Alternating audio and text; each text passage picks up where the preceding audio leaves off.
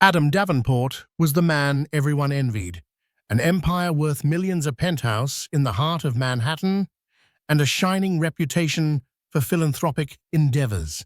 But the moment he spotted the pregnant woman begging on the sidewalk, her dirt-streaked cheeks and trembling hands outstretched, everything in his life shifted. Because that frail figure was none other than Sophie Davenport, the wife he'd abandoned with little explanation. A single flicker of recognition passed between them before he turned his back with a cold, dismissive laugh. What Adam never expected was to see Sophie's face on the news that very night, exposing his deepest, darkest secrets. Adam Davenport was born into privilege, raised in an imposing estate just outside Boston, Massachusetts. The estate, officially titled Redwood Manor, had once hosted presidents, foreign dignitaries, and even a young Bill Gates during a private charity auction. The lavishness and aristocratic traditions ingrained in Adam a sense of inherited superiority. By the time Adam was in his mid-20s, he had taken that entitlement into the business world, investing aggressively in real estate and tech startups. His father, Charles Davenport, boasted a name that opened every boardroom door. Yet Adam prided himself on claiming he was a self-made millionaire. His mother, Catherine Davenport, was a socialite known for her impeccable charity work with the Red Cross. She was admired for her extravagant galas that raised thousands for healthcare initiatives in impoverished countries. Catherine often hovered in the background, an elegant figure overshadowed by her husband's formidable presence. Whenever she saw Adam adopting a harsh business tactic or making risky deals, she'd quietly remind him that wealth can disappear as easily as it's gained. But for Adam, those reminders were inconsequential. The rise and fall of markets, he believed, were simply part of the grand design that always favored the strong. In Manhattan, Adam quickly became known not just as wealthy, but as flamboyantly so.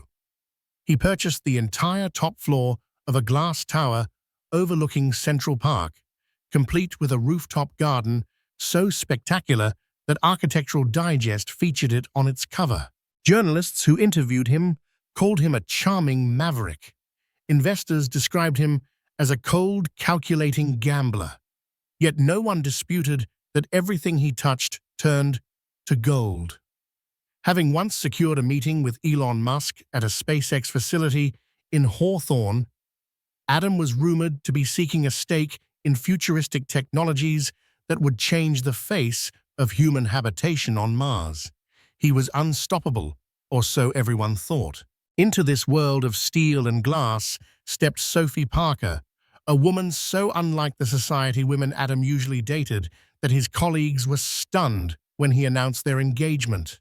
Sophie, a painter and part-time art teacher, met Adam at a charity event hosted by Catherine. Sophie's modest upbringing in rural Pennsylvania, with a single mother who worked 2 jobs, made her sensitive to the plight of those less fortunate. She and Adam were from different worlds, yet they connected in a magical moment over their love for art. Sophie thought she had found a caring, visionary man behind the fierce business facade. In the beginning, Adam's zest for life enamored Sophie.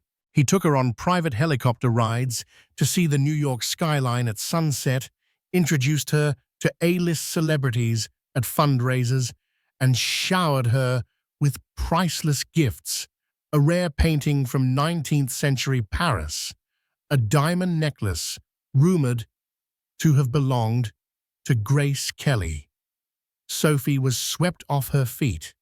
The press fawned over the dazzling couple, the self-made real estate mogul and the graceful artist. Catherine Davenport publicly welcomed Sophie with open arms, seeing in her a gentle soul who might soften her son's edges. But as the wedding neared, cracks formed in the glittering veil. Adam's business expansions consumed him. He snapped at Sophie for what he called her naive worldview. She worried about the environmental impact of a new resort Adam planned to build on a once pristine beach, but he dismissed her concerns. When she offered to donate portions of her personal savings to children's art programs, Adam scoffed at the waste of funds better used for stock investments. The first real fight came during a dinner party with potential investors, including a visiting Japanese billionaire. Sophie gently confronted him in front of the guests about unethical land grabs in underprivileged neighborhoods. Adam's face darkened, and that night he unleashed a fury Sophie never saw coming. Still, they married. For Sophie, love was about compromise and faith in the goodness that she still saw buried inside Adam. She told herself they were from different worlds, but mutual love could bridge the gap. Then, just a few months later, she found out she was pregnant. The pregnancy made her anxious because Adam had repeatedly claimed he wasn't ready for children.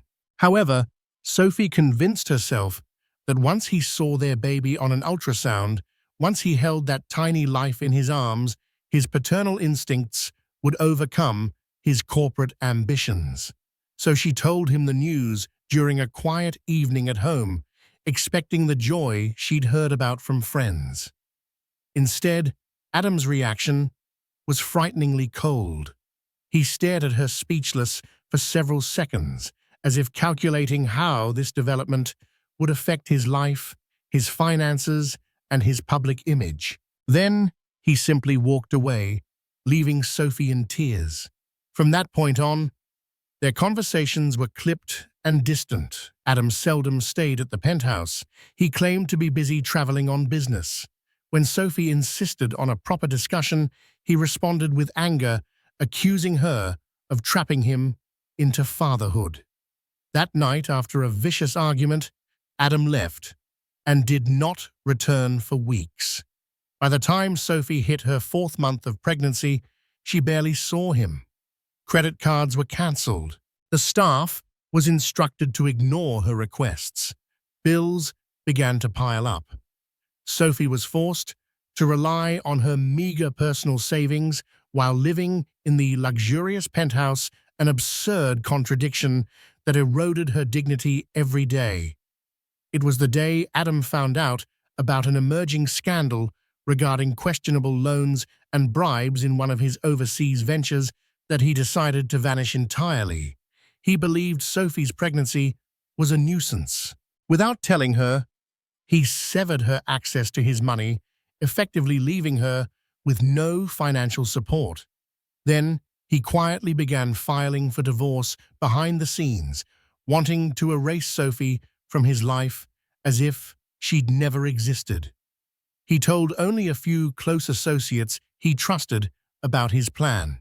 Most believed he was heartless, but business is business, they said. If Sophie was causing him trouble, best to let her go. Sophie did not find out about the divorce papers until she was served at her gynecologist's office just after hearing her baby's heartbeat. That was the day her world collapsed. Without money, without a lawyer, with nowhere to go, she retreated to a cramped motel on the outskirts of Manhattan. Nights were spent sobbing her hands protectively over her belly, mourning a husband who refused to be a father. Yet Sophie was not about to give up. She loved that unborn child more than anything. It was in that bleak motel room that a plan started to take shape, a plan to survive, to reveal the truth, or perhaps to confront Adam in a very public manner. She gathered the few scraps she knew of Adam's business deals. Over the years, he had let slip tidbits about questionable partnerships and hush-money payments. Sophie had once overheard her husband's furious phone call about certain property acquisitions that did not seem legal. She knew enough to suspect Adam's empire was built on more than entrepreneurial genius. But for now, she simply had to survive. Adam Davenport stared at his reflection in the tinted windows of a skyscraper in downtown Manhattan. His slick raven black hair and impeccably tailored suit complemented his chiseled features. People buzzed around him, assistants, junior executives, lawyers. He was in the process of launching a new real estate project, Mercury Towers, a $500 million construction dream set to redefine the city's skyline and reaffirm his status as a real estate tycoon. His phone rang.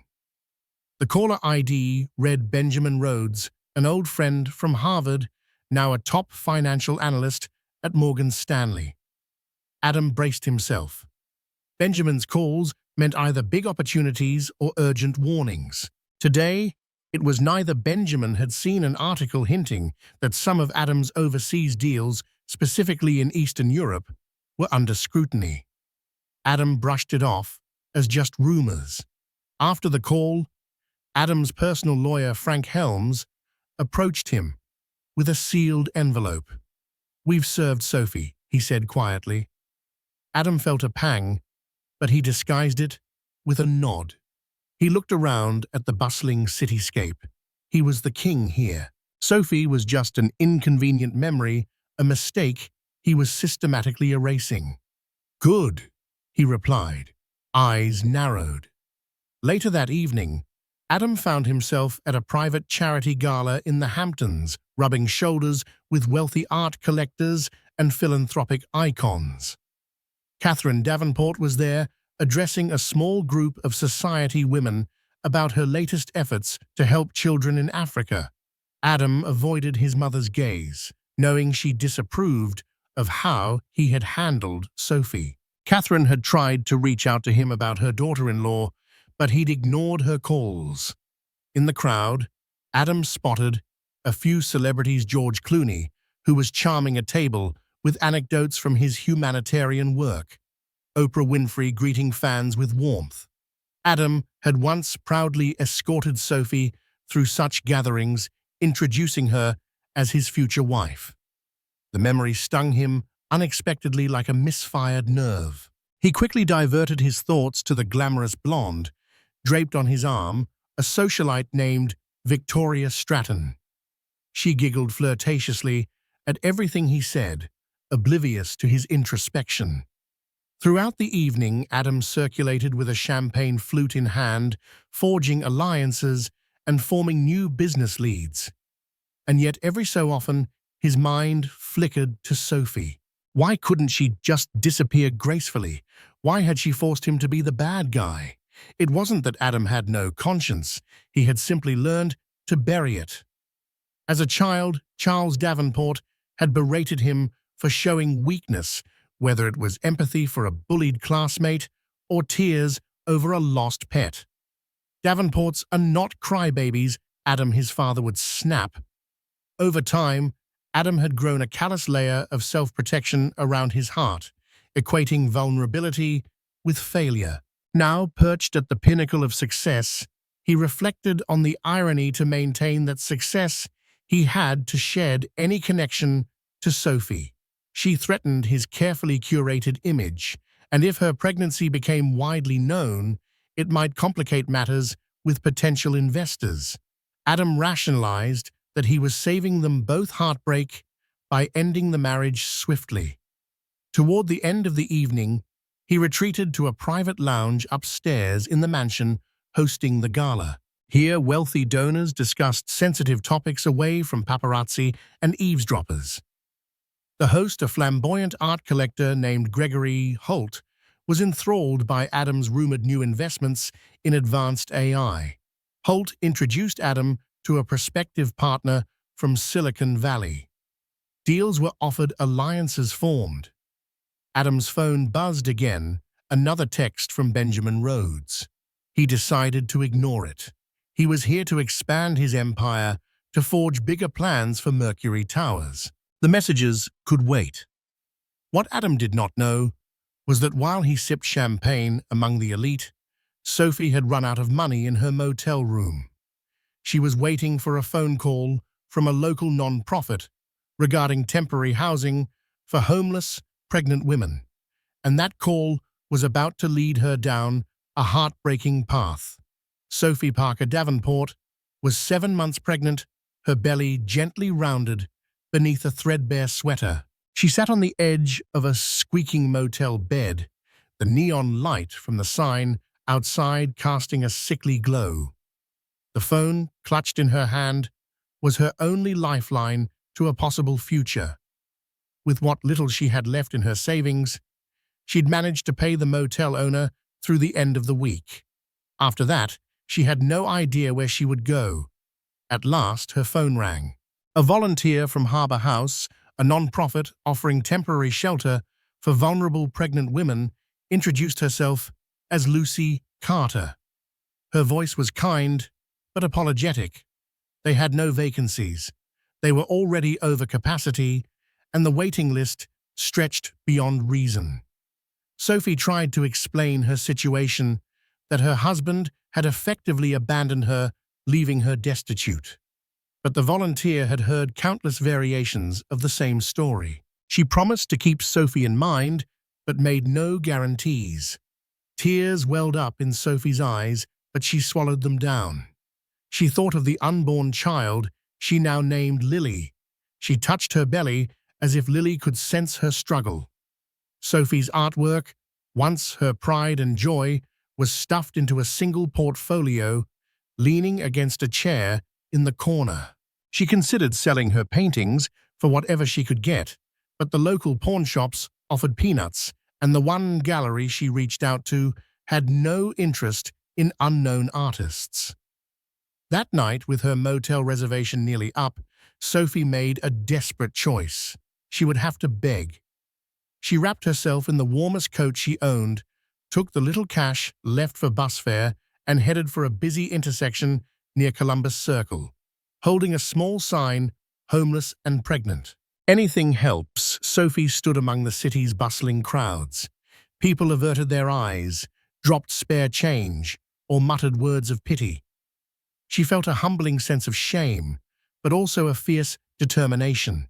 She must provide for Lily, no matter the cost to her pride. Unbeknownst to Sophie, the tabloids and social media had started whispering about Adam's missing wife. A gossip columnist from Page 6 had run a small piece, "Where in the World is Mrs. Davenport?" But official sources from Adam's camp were tight-lipped. The rumor mill spun about extramarital affairs, hidden pregnancies, hush money. Still, it was overshadowed by bigger headlines about global politics and Hollywood breakups. Sophie's plight, for the moment, remained largely unnoticed, until by a twist of fate, one passing stranger recognized her from a feature in a society magazine, a long-forgotten photo capturing the newlyweds at a gala. The stranger snapped a picture on a smartphone. It showed Sophie's clearly pregnant figure, the cardboard sign, and the disbelief etched on her face. That single photograph was posted to Twitter with the tag #Davenport_scandal, and it began circulating slowly, like a small ember, waiting to ignite into a blaze. When Sophie returned to the motel, exhausted and heartbroken, she found her keycard no longer worked. The owner, tired of waiting for payment, had locked her out. She sank to the pavement, hugging her coat tight as the frigid wind cut through her. 2 hours later, a local policeman found her shivering behind the building. Kindly, he escorted her to a women's shelter in a rough part of town.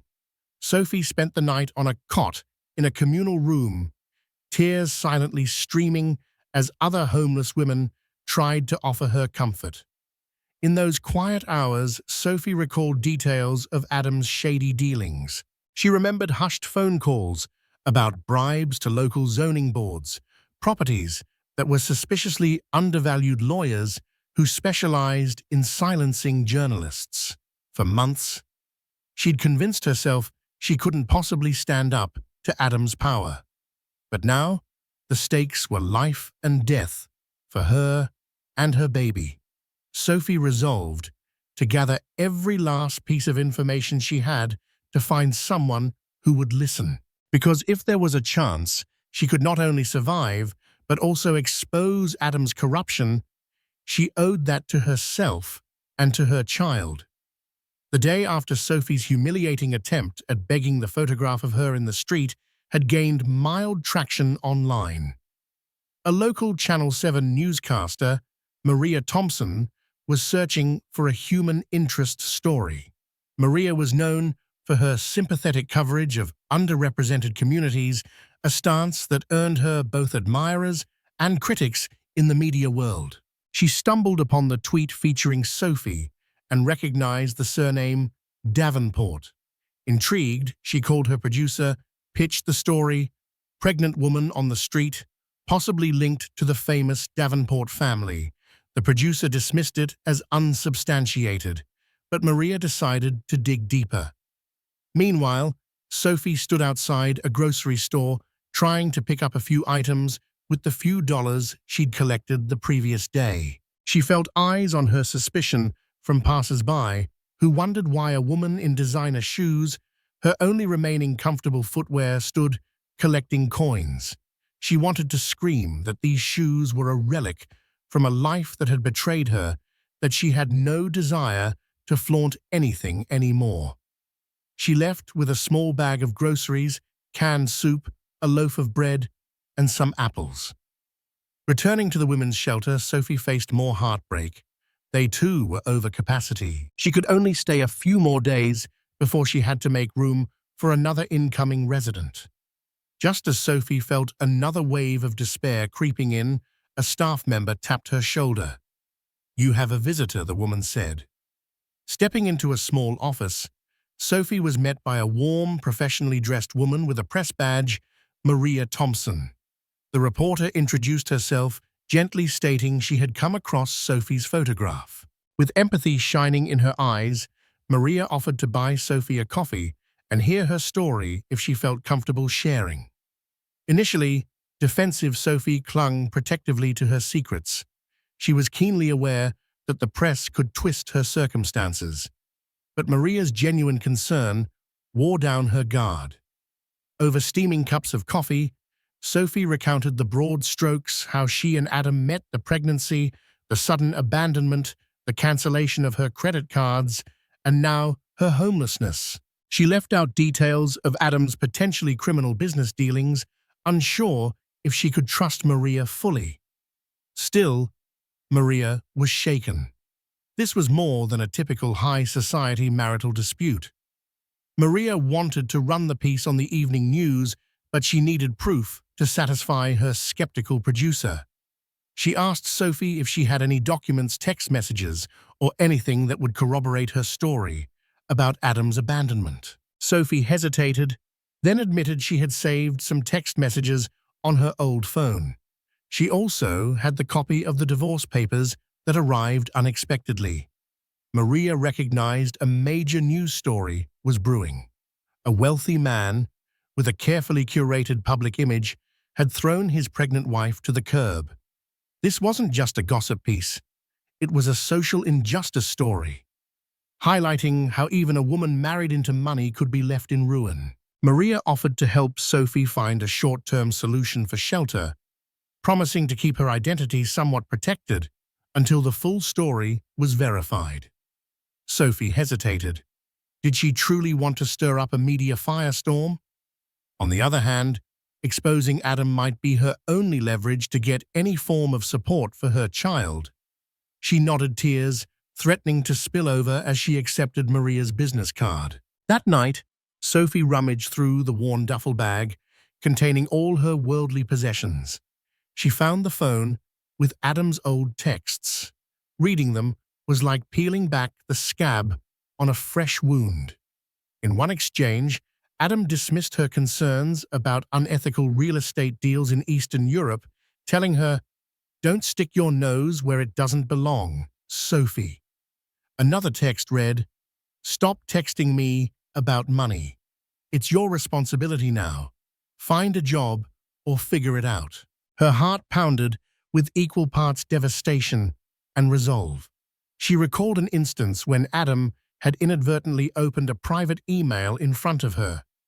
She saw mention of offshore accounts in the Cayman Islands, large sums transferred from suspicious sources. Could that be the final piece of the puzzle, the reason Adam so ruthlessly wanted her gone?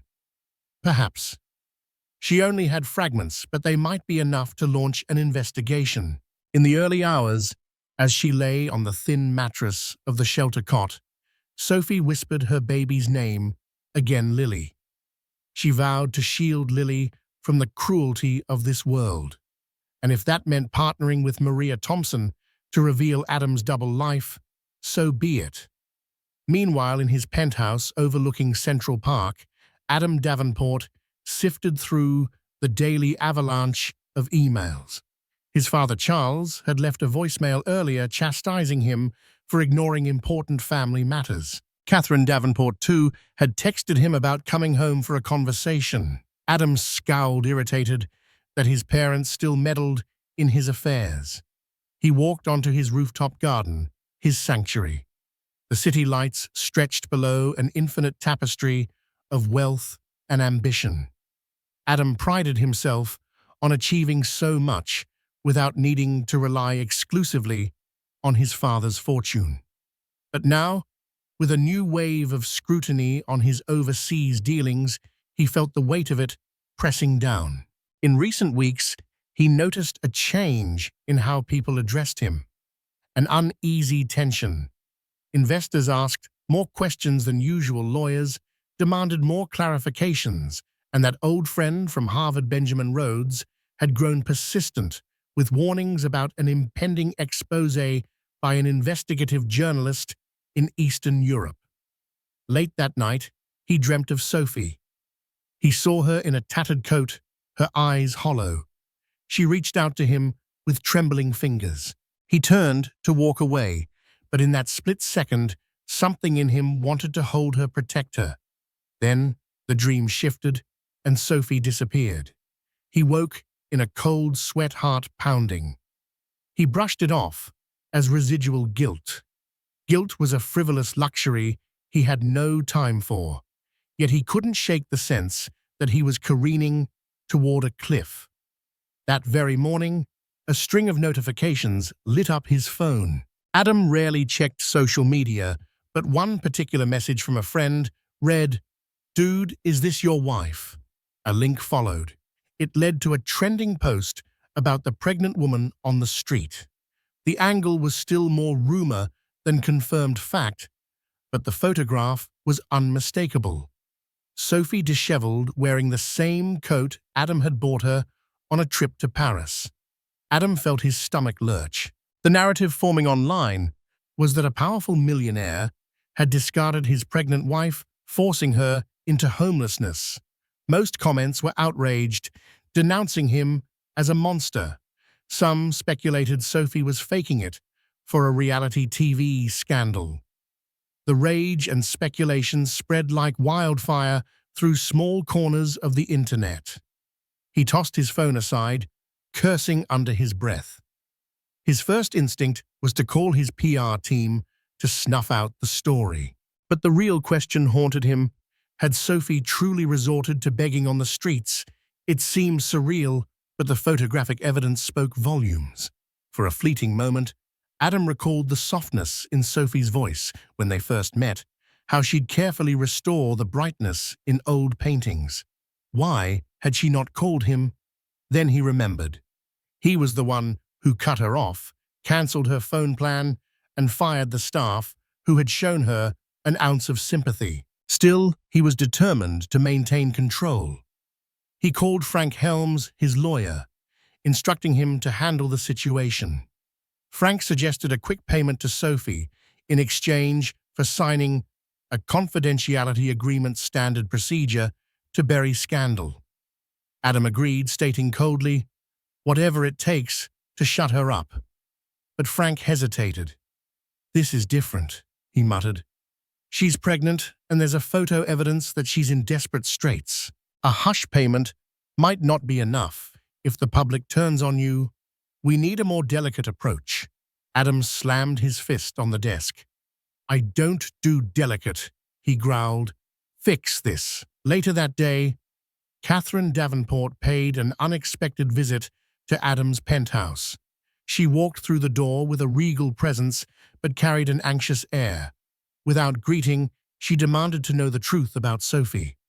Adam tried to brush her off, spouting lines about Sophie being unstable, but Catherine wasn't swayed. She reminded him that he had a responsibility, moral, if not legal, to his wife and unborn child.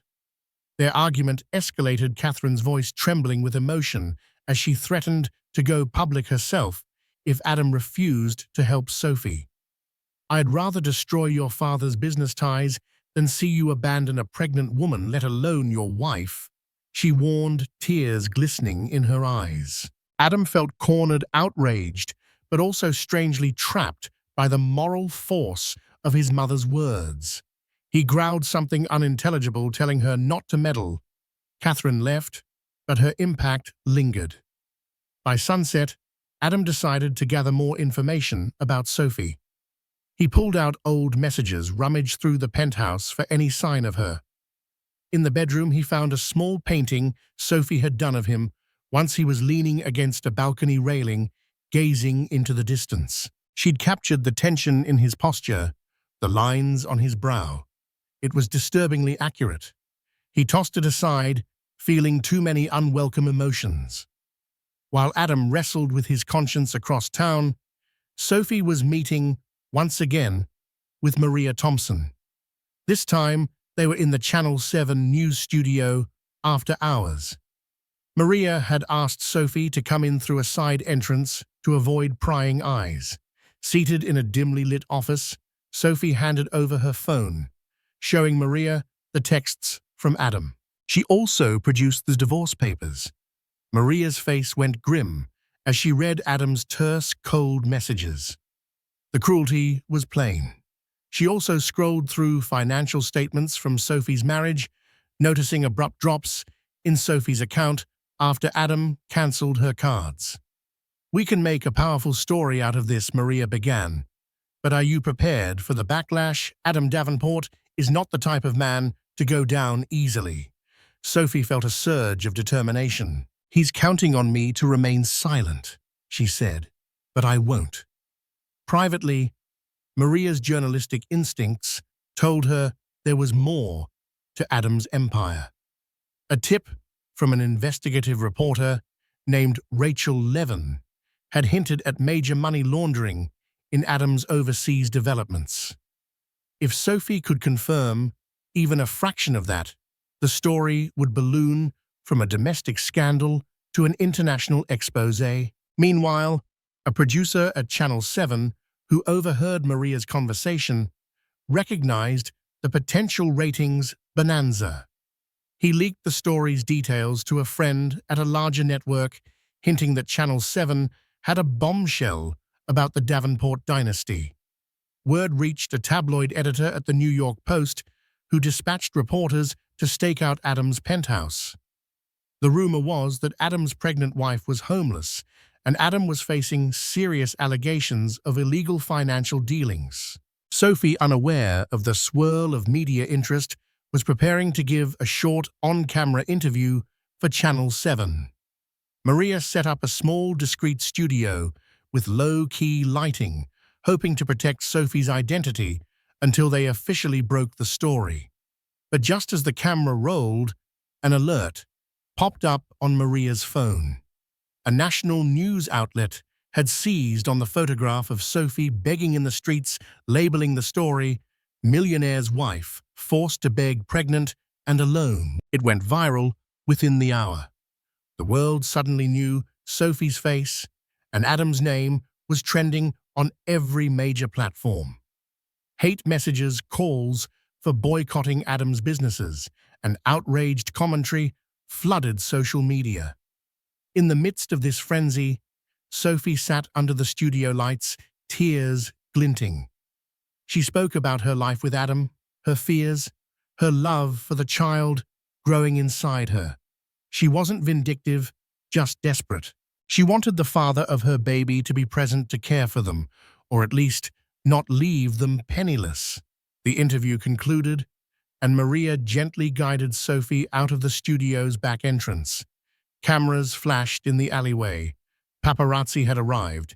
Shouts echoed. "Sophie, is it true your husband abandoned you? Does Adam Davenport know you're homeless?" Sophie shielded her face with trembling hands, overwhelmed by the sudden exposure. From a nearby unmarked sedan, a private investigator hired by Adam took photographs, noting Sophie's movements. He reported back to Frank Helms, who in turn reported to Adam that the story was out in the open. That night, mainstream news channels picked up the story. Adam Davenport's phone blew up with calls from outraged shareholders, old friends demanding explanations, and major networks requesting interviews. At first, Adam considered denying everything, but the evidence was too glaring. Instead, he turned to damage control mode. He arranged a meeting with top PR specialists, people who had handled crises for politicians and Hollywood celebrities. Their advice was unanimous: get ahead of it. Show remorse. Spin the narrative that Sophie refused your help. Adam refused to say he was sorry. Instead, he planned to accuse Sophie of mental instability, claiming she refused all forms of financial assistance out of pride. However, hidden away in a locked safe in Adam's office were documents that told a different story. They showed wire transfers to shell companies, suspicious expansions in countries notorious for corruption, and details of payoffs to local officials. If revealed, these could destroy Adam's empire faster than any domestic scandal. The media coverage about Sophie was the tip of the iceberg. If a true investigation began, it might unearth everything he had fought to hide. Channel 7 announced an exclusive segment with Sophie Parker Davenport scheduled for prime time. Millions of viewers tuned in, eager for the sensational scandal. Sporting a borrowed outfit that Maria had given her, Sophie appeared on screen, looking nervous yet resolute. She recounted her story, meeting Adam, the whirlwind romance, her pregnancy, the sudden abandonment, and the heartbreak of begging for money on the street. Adam watched from his penthouse. Anger flared as Sophie described how he cut her off financially. But something else surfaced, a pang of regret, when she recounted the good memories, the shared dreams in the early days of their relationship. He watched her eyes glisten under the studio lights. The interview reached its peak when Sophie dropped hints about Adam's questionable business activities. She mentioned overhearing phone calls with large sums of money being transferred offshore, suspicious legal documents, and intimidation tactics against local communities. Maria had coaxed her to reveal these details. The broadcast concluded with Sophie's emotional plea, "I never wanted a fight. I just want my baby to have a chance." Social media exploded. Half the public condemned Adam as a heartless villain. The other half questioned whether Sophie was making up stories for sympathy. Adam's PR team scrambled to craft a response. The very next day, Adam appeared on a competitor's morning show. He looked composed, his handsome features arranged in a mask of calm sincerity. In a measured tone, he alleged that Sophie suffered from severe anxiety and paranoia, that she refused every offer of counseling and financial support, and that he had no knowledge of any shady business dealings. He expressed deep regret that she had to resort to begging, but insinuated she was unwell. The hosts pressed him on the divorce and the sudden cut-off of funds. Adam skillfully dodged, emphasizing that it was a complex personal issue best resolved privately. For a moment, it seemed Adam's polished persona might win over public opinion. But within hours, contradictory evidence poured in. Leaked text messages showed him explicitly refusing to give Sophie money or even let her stay in the penthouse. Bank statements proving the cessation of her credit cards circulated on social media. The public was outraged, calling him out for lying on national television. Sophie, meanwhile, received a surprise call from Rachel Levin, the investigative reporter who had been pursuing Adam's corporate malfeasance. Rachel had decades of experience exposing corrupt officials and corporate barons. She had even contributed to a major Pulitzer-winning investigation. Over a crackling phone line, Rachel congratulated Sophie on her courage for speaking out and hinted that if Sophie was willing to talk, Rachel could connect her to international sources who were digging into Adam's businesses. Torn Sophie wondered if she could trust another journalist. But the potential to dismantle Adam's corrupt empire and possibly secure a future for her child compelled her to listen. "I'll meet you," she said quietly. In a quiet cafe in Midtown, Rachel Levin placed a battered manila folder on the table before Sophie. Inside were scanned documents, bank ledgers, and correspondences that pointed to a web of offshore accounts linked to Adam Davenport. Sophie's eyes widened as she recognized the names of shell companies Adam had vaguely referenced before. Rachel explained that she had contacts abroad who confirmed that several real estate development projects under Adam's banner were suspected fronts for money laundering. Politicians were bribed to fast-track zoning approvals. Local communities were intimidated to sell their land at a fraction of its worth. The situation was even darker than Sophie had imagined. "This is bigger than a domestic scandal," Rachel said, her voice low. "If you come forward with what you know, it could blow the lid on international corruption. But it'll also put a target on your back." Sophie felt Lily flutter in her womb, as if sensing her mother's turmoil. She set her trembling hands on her belly. "How does this help me and my baby?" she asked, her voice shaking. Rachel was honest. "If we can prove Adam is involved in criminal activities, you might have grounds to claim a portion of his assets, or at least force him to settle in your favor. More importantly, it's about justice. You won't have to live in fear.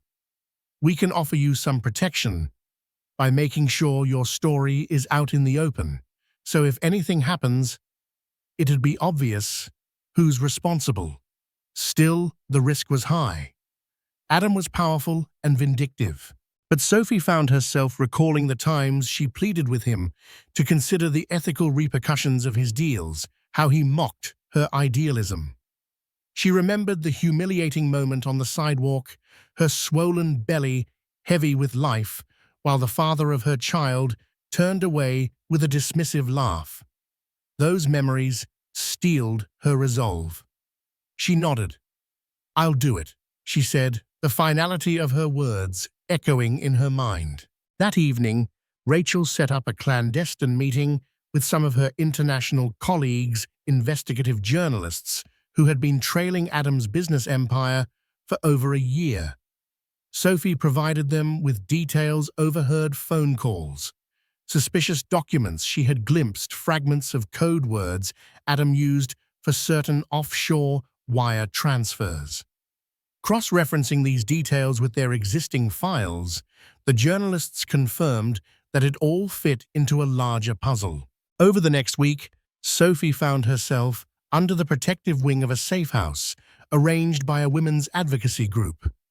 Donations from sympathetic viewers of her Channel 7 interview started to trickle in. More importantly, lawyers who specialized in pro bono work for women in crisis stepped forward to offer legal assistance. A small glimmer of hope shone in her life. And then came the phone call that changed everything. Channel 7 wanted to do a follow-up story featuring evidence of Adam's financial misdeeds. Sophie's face would be front and center. Maria Thompson and Rachel Levin planned to join forces for a collaborative expose. In a single night, they would reveal not only Adam's abandonment of Sophie, but also the labyrinth of corruption behind his fortune. Adam Davenport felt the walls closing in. He had never been in such a vulnerable position. His father refused to speak to him, calling his actions a disgrace. Shareholders in Mercury Towers demanded an emergency board meeting. His PR team threatened to quit if he didn't come clean about the finances they suspected were illegal. Everywhere he turned, he was cornered by the fallout of Sophie's revelations. Late one night, he sank into a leather chair in his office, swirling a glass of expensive scotch. The city lights below provided no comfort. His phone rang incessantly. Calls from journalists, from old acquaintances who suddenly wanted nothing to do with him, and from a few unscrupulous fixers offering to silence his accusers for a price. Adam realized he had to act quickly. He couldn't simply pay Sophie off anymore. The story was too big, involving multiple journalists. He considered fleeing the country to one of his offshore havens, but that would be an admission of guilt, fueling more media speculation. Desperate he had one last card to play, he would personally confront Sophie, attempt to manipulate her into retracting her statements. If that failed, he could threaten the journalists with defamation lawsuits or bribe them. He wasn't above anything at this point. Through back channels, Adam learned the approximate location of Sophie's safe house. He deployed his private investigator to track her down, ignoring his lawyer's warnings about harassment or intimidation. Adam believed he could charm Sophie into compliance or scare her into it. Simultaneously, the Channel 7 special was set to air in 3 days. Mariah and Rachel worked around the clock, verifying sources, cross-checking documents, anticipating any legal maneuver Adam might throw at them. They prepared a bulletproof piece of journalism that was poised to detonate Adam's empire. Sophie, weary and anxious, stayed mostly indoors at the safe house. She tried to distract herself by painting with borrowed supplies, creating small canvases, capturing her emotional turmoil. Each brushstroke was raw, with the pain of betrayal, the desperation of survival, and the cautious hope for a better life for her baby. The night before the broadcast, Sophie had trouble sleeping.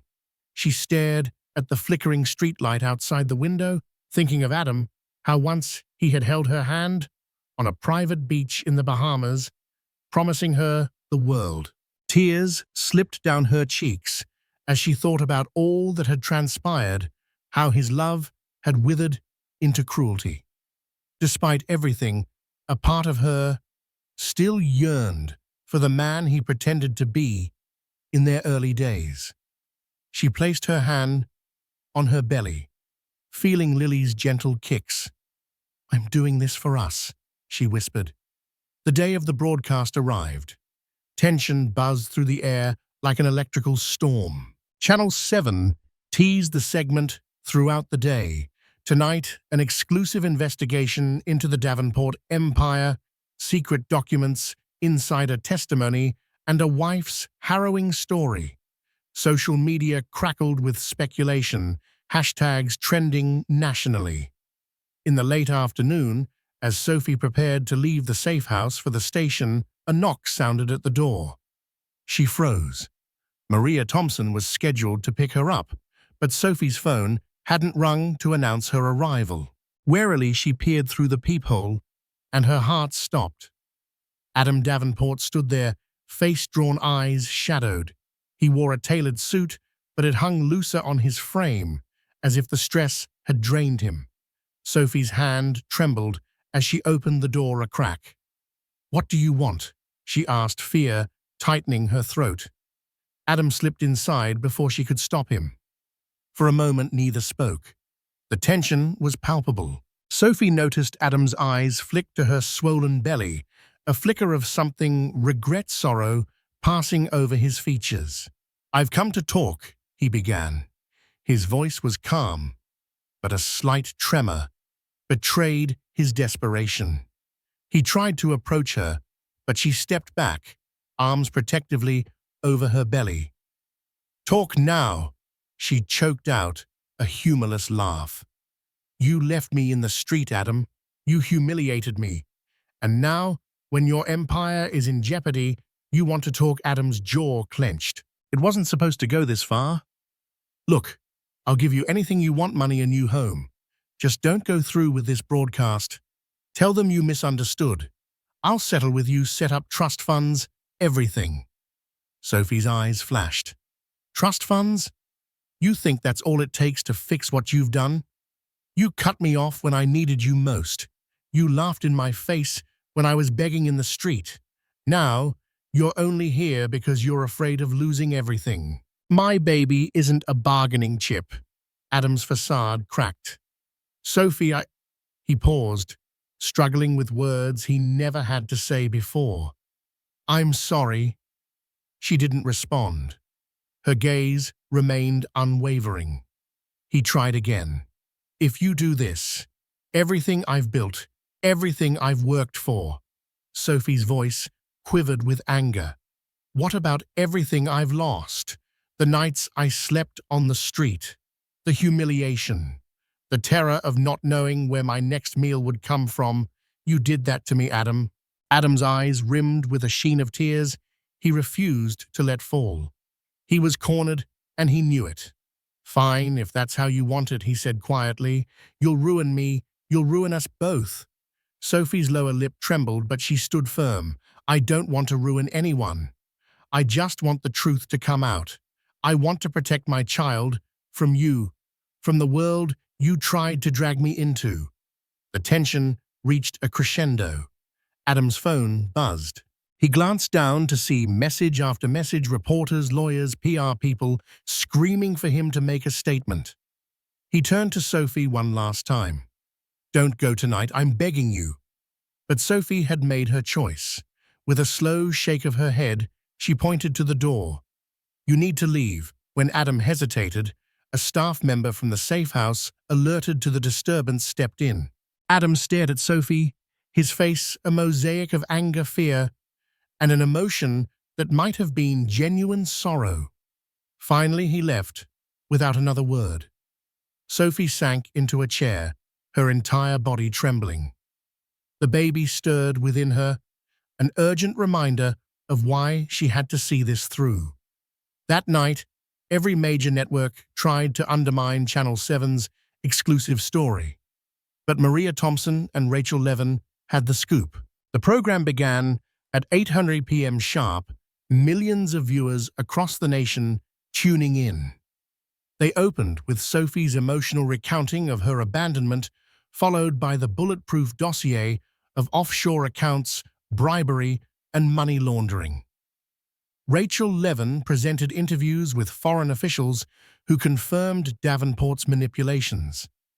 Documents were shown, cross-verified by forensic accountants. It was a staggering expose.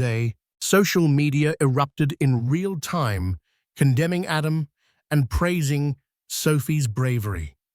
By 9:00 p.m., corporate boards associated with Adam's ventures started issuing statements, distancing themselves from him. Share prices in Davenport-related companies plummeted overnight. The name Adam Davenport became synonymous with greed, deception, and cruelty. From his penthouse, Adam watched in stunned silence. As the damning evidence piled up, he realized there was no escape. Lawyers called one after another, telling him that the FBI was likely to investigate based on the new revelations. Some even suggested packing a bag and leaving the country immediately. But it was too late. Every move he made was under scrutiny. Meanwhile, Sophie sat in a modest hotel room, provided by the network's staff members, around her, offering support. Tears slipped down her cheeks as she watched the final segment. Despite the overwhelming public support, she felt no triumph, only a heavy sadness. This was the man she once loved, and this was how their story ended. In the days and weeks that followed, Adam Davenport's empire unraveled. Investigations opened on multiple fronts, freezing his assets. International authorities cooperated with U.S. law enforcement to track illegal transactions. Adam's once loyal associates turned on him, striking plea bargains and testifying against him. The divorce proceedings became moot once Adam was indicted on charges of fraud, money laundering, and conspiracy. Sophie's lawyers filed for spousal support and child support, but the tangled legal battles meant it would take time before she saw any money. Still, donations from supporters and the help of non-profit groups ensured she no longer worried about where she would sleep at night. Catherine Davenport emerged as Sophie's unexpected ally. Publicly disowning Adam's actions, Catherine apologized to Sophie and set up a trust for her unborn grandchild, vowing to stand by them. Though Sophie remained cautious, she recognized Catherine was sincere. It was a bittersweet bridge to a family legacy that had almost destroyed her. When the trial date loomed, Adam was offered a plea deal, reduced prison time, in exchange for full disclosure of his networks and partners. He gave in. In a final act of desperation, he wrote a letter to Sophie from his holding cell. He apologized for everything, acknowledging that he had destroyed the best thing in his life through greed and arrogance. He asked her to at least consider allowing him visitation rights once the baby was born. Sophie's hands shook as she read the letter. She cried not from longing, but from sadness at how far they'd fallen. She did not respond. In the months after the sentencing, Sophie gave birth to Lily in a peaceful hospital setting arranged by the same advocacy group that initially took her in. Lily arrived healthy, her bright eyes looking up at her mother as if to promise a fresh start. Sophie felt a rush of indescribable love and relief. She vowed Lily would never know the desperation she once faced. Days blended into quiet nights of feeding and lullabies. Even though Sophie knew Adam was behind bars, she felt a certain closure.